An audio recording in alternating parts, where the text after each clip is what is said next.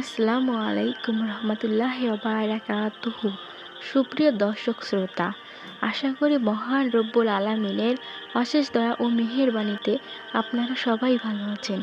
সুপ্রিয় দর্শক, আপনি কাউকে পছন্দ করেন, কাউকে খুব ভালোবাসেন, তাকে বিবাহ করতে চান, তাহলে আপনাকে আজ একটি কোরআনের আমল বলবো।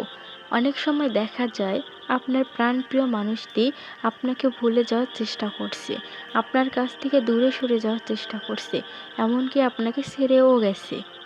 আপনি যদি আপনার ভালোবাসার মানুষকে ফিরিয়ে আনতে চান এবং তাকে বিয়ে করতে চান, তাহলে আপনাকে একটি কোরআনের আমল দিব, যে আমল করলে আপনার ভালোবাসার মানুষ খুব তাড়াতাড়ি আপনার কাছে ফিরিয়ে আসবে। আমলটি আপনি কখনো কোনো খারাপ কাজে ব্যবহার করবেন না।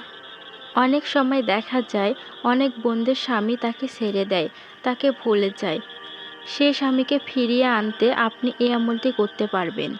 আপনি যদি কাউকে পছন্দ করেন, তাকে ভালোবাসেন, তাকে বিয়ে করতে চান, আপনার মনের মধ্যে নেক উদ্দেশ্য রয়েছে, তাহলে আপনি এই পবিত্র কোরআনের আমলটি করতে পারবেন।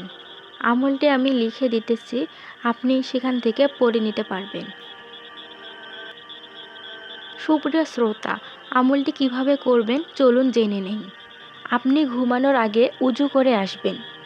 উজু করে আসার পরে দরুদে ইব্রাহিম পাঠ করবেন 3 বার। তারপর কোরআনের আয়াতটি পাঠ করবেন 7 বার।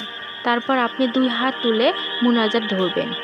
মুনাজাত ধরে আপনি যেই ছেলেকে ভালোবাসেন বা যে মেয়েকে ভালোবাসেন, তাকে বিবাহ করতে চান, তার উদ্দেশ্য করে তার নাম ধরে মহান আল্লাহর কাছে দোয়া করবেন, যাতে সে আপনার কাছে ফিরে আসে, আপনাকে বিবাহ করতে রাজি হয়। তারপর দরুদে ইব্রাহিম 3 বার পাঠ করে আপনি আপনার মুনাজাত শেষ করবেন।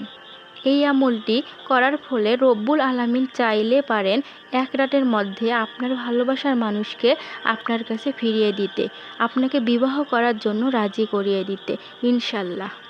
আপনাকে এই আমলটি করতে হবে শুক্রবারের দিন রাত থেকে এবং শেষ করতে হবে শুক্রবারের দিন রাতে। আপনাকে এই আমলটি টানা 7 দিন করতে হবে। আপনাকে নিয়মিত নামাজ পড়তে হবে। সব নিয়মকানুন মেনে যদি আপনি এই আমলটি করতে পারেন, তাহলে ইনশাল্লাহ আপনি আপনার ভালোবাসার মানুষকে ফিরিয়ে পাবেন। ভিডিওটি ভালো লাগলে লাইক, কমেন্ট, শেয়ার করুন। সবাই ভালো থাকবেন।